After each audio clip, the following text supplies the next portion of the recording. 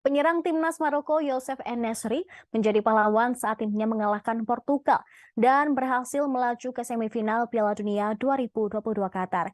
Youssef En-Nesyri menjadi pahlawan berkat sumbangan satu golnya ke gawang Portugal pada perempat final Piala Dunia yang berlangsung di Stadion Al-Tumama pada Sabtu malam.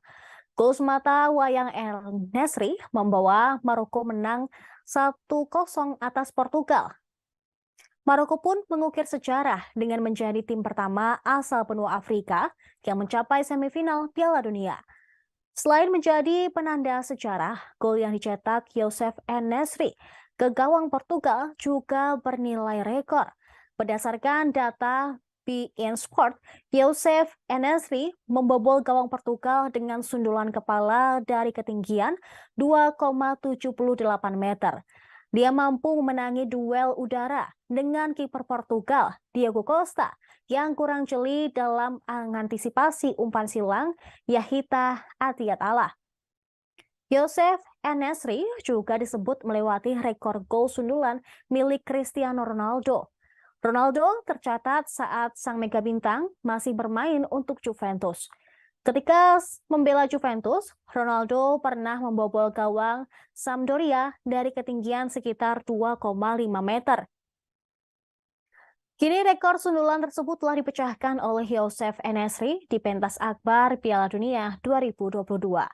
Langit Doha yang menghiasi pemandangan malam di Stadion Al-Tumama menjadi saksi terciptanya rekor gol sundulan dari Youssef En-Nesyri. Dia pun tidak kuasa menahan rasa gembira setelah timnya menang atas Portugal dan melaju ke semifinal Piala Dunia 2022 Qatar.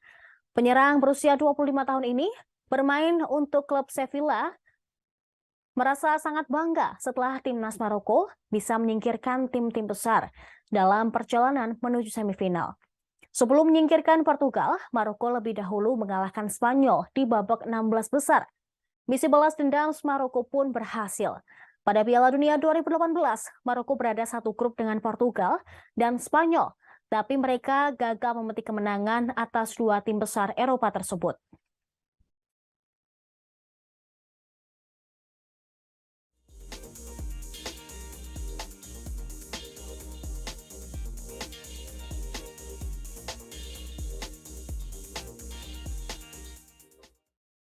Terima kasih sudah nonton. Jangan lupa like, subscribe, dan share ya.